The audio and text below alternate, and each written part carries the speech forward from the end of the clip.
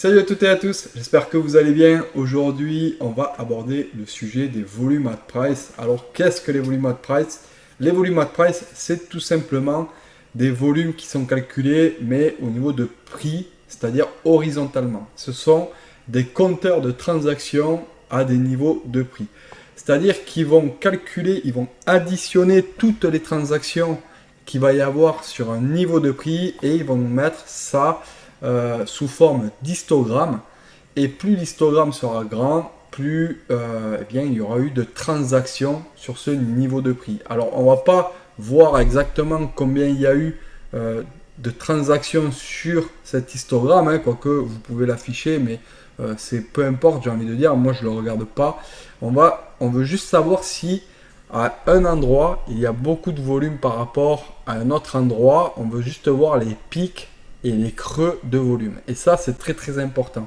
On va voir les différences entre les prix parce que nous, on va partir du principe que les pics de volume, hein, c'est les prix qui intéressent les institutionnels, c'est les prix qui ont été beaucoup travaillés, où il y a eu beaucoup de transactions. Donc, c'est des prix où il y a beaucoup de liquidité. Donc, quand le prix va y arriver, il va souvent s'arrêter un peu et travailler à ce niveau. Ça va faire une sorte de support-résistance parce qu'il y a beaucoup de liquidité.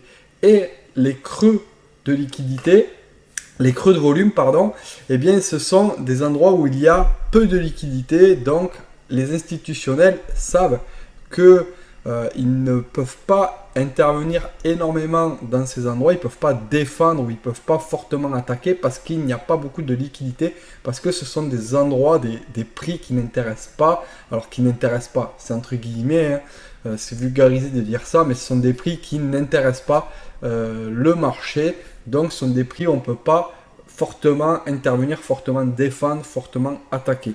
Donc, voilà pourquoi ces niveaux-là vont faire support et résistance au niveau du prix. Alors, ça affiche à peu près comme ça. Les volumes de at price, les histogrammes de volume at price. Alors, on peut les afficher sur plusieurs unités de temps, on peut les afficher sur plusieurs périodes aussi. On peut vraiment les afficher pour faire un peu tous les styles de trading. Si vous faites du swing trading, eh bien, vous allez avoir un volume at price peut-être sur 10 ans, ensuite sur 400 jours ou sur 600 jours. Vous allez avoir après peut-être un volume at price qui va vous calculer tout le mois, un mensuel, ensuite peut-être un weekly qui va vous calculer les volumes at price sur toute la semaine. Pour faire peut-être de l'intraday, vous allez avoir le weekly, du 400 jours et aussi un daily, hein, qu'on peut afficher soit sur le graphique, soit sur un carnet d'ordre. Hein. C'est très utile de l'afficher sur le carnet d'ordre. Et si vous voulez faire du scalping, c'est très très utile pour faire du scalping aussi. Hein. C'est utile vraiment pour tout. Et bien là, vous allez afficher le 400 jours, vous allez afficher le daily et vous pouvez même afficher sur un mouvement. Vous pouvez même le reset pour voir comment ça travaille sur un seul mouvement. C'est très très utile. Vous allez voir juste après, je vous montre un trade, enfin plusieurs trades que j'ai fait. Hein. C'est une petite séance que j'ai faite où je me sers essentiellement des volumes pour pouvoir scalper. Et vous allez voir que ces niveaux sont redoutablement précis parce que ça nous montre exactement là où les institutionnels veulent intervenir et surtout là où ils ne veulent pas mettre les pieds. Donc c'est ça qui est très puissant avec le volume at price. Alors nous voici sur le graphique du SP500 hein, pour vous montrer un peu comment ça fonctionne. Alors je vais prendre un petit outil tracé et je vais vous montrer. Ici en fait on peut voir que ici on a un pic de volume, hein. Ici on en a un autre, ici on en a un autre avec d'ailleurs un VPOC, hein, c'est-à-dire le plus fort volume de la session pour le moment. Et ce qui est intéressant aussi c'est les creux. Ici on a un creux, hein. Vous pouvez voir si on trace une ligne horizontale. Allez, on voit que ça fait support et résistance. Alors, j'essaie de la tracer à peu près droite. Voilà, on peut voir que ça fait support et résistance. Ça, c'est des endroits où les institutionnels n'aiment pas trop aller. Voilà, donc j'ai pas tracé hyper droit, mais on peut voir que ce sont des zones qui rejettent le prix en fait. Hein, et sont vraiment des zones assez larges. Et quand on détermine ces zones, quand on connaît ces zones en fait, eh bien on peut arriver à scalper sur des petits retours comme ça, sur des petites attaques comme ça, parce qu'on sait que ça va pas forcément passer du premier coup. Et quand ça passe, généralement, regardez, ça fait des grosses bougies. Voilà.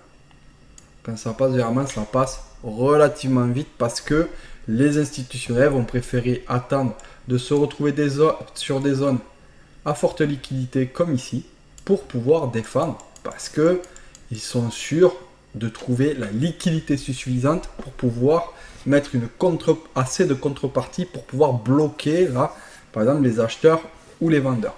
Donc, voilà un peu la psychologie des volumes. Hein. Regardez ici encore, hop, ça traverse relativement vite. Donc voilà un peu comment il faut interpréter les volumes. Il y a des pics, il y a des creux et on voit que à chaque fois que quand on rentre dans un creux, eh bien, il faut faire attention parce que ça peut rebondir et à chaque fois qu'on va sur un pic, eh bien, il faut faire attention parce que là, ça va sûrement défendre. Alors là, on va voir un trade, enfin plusieurs trades que j'ai passés sur du scalping pur et dur, hein, pour le coup, sur du SP500. Alors nous voici sur les graphes où je vais vous montrer une petite session de scalping où je me suis basé essentiellement sur les volumes. Alors là c'est du scalping vraiment pur et dur, hein. On peut voir qu'il y a des profils ici de volume, c'est-à-dire les volume at price, des profils de volume at price ici, là il y en a un peu sur tous les graphes et je vais m'en servir pour intervenir sur les marchés. Alors ici qu'est-ce qu'on voit? Ici on voit qu'on a une cassure, voilà. On a une cassure de volume. Donc ça c'est très intéressant, il y a beaucoup de volume ici. Et là on commence à s'engouffrer ici. Donc là il n'y a pas beaucoup de volume forcément pour aller attaquer. Voilà, surtout qu'il n'y a pas il n'y a pas énormément de volume, hein, ça se calme un peu. Donc moi je joue le rebond là-dessus. Je joue le rebond parce que je sais qu'ils vont défendre ici. Voilà. Donc là je prends quelques ticks. Attendez, je vais avancer. Ça, je fais quelques manips. Là, je prends un autre trade, mais ça n'a pas grand chose à voir avec le volume.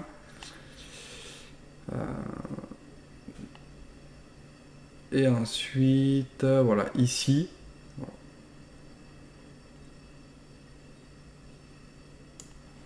Ici, je prends un trade. Ici, je prends un trade à la vente. Et je prends aussi le pic de volume.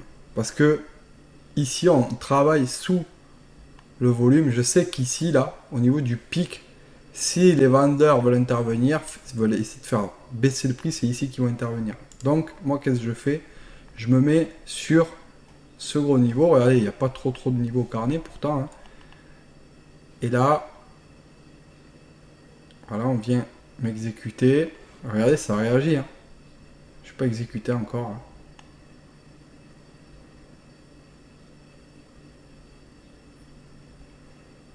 Voilà, j'essaye de rentrer. Voilà, là je suis exécuté. Et derrière, je vois que ça travaille. Hop. Au pire, je me fais un tick de drawdown. Et là, voilà, ça descend. Pam, je sors. Parce que ça défend. Ça, c'est des niveaux. Voilà, pas sûr que ça va rebondir, mais il y a de fortes probabilités parce qu'ici, regardez, hein, il y a un gros creux de volume derrière. Donc là, c'est assez facile. Et là, regardez, où c'est que je me positionne encore. Hein. Je me positionne ici à la vente, où ça, sur le creux de volume. Voilà. Là où ça commence à attaquer. Alors je suis un peu loin, mais voilà, je ne prends pas trop de risques. Je suis sur le creux de volume. Je place mon stop derrière le creux de volume. On va voir ce que ça donne. Non, je suis pas exécuté. Je retente le coup. Hein. Je retente le coup. On n'est pas tout le temps exécuté hein, en scalping. Hein. On essaye.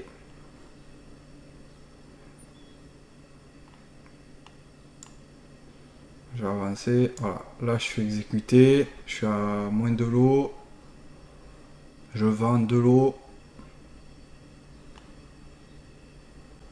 Et derrière, j'attends que ça parte. Hop, je coupe. Et ensuite, j'ai un dernier trade. Là, je vois que ça travaille la zone un peu, hein, mais on n'arrive pas à y aller. Du coup, qu'est-ce que je fais? J'essaie de re-rentrer, hein. Toujours sur cette même zone, hein. Voilà, à l'entrée du creux de volume. Je suis exécuté.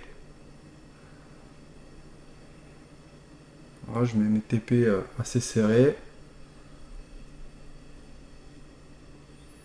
Bam, et voilà, je suis exécuté en mes de l'eau. Alors voilà, ça c'était une séance de scalping où j'ai pas trop traîné quand même parce qu'il y avait des news et tout ce jour-là.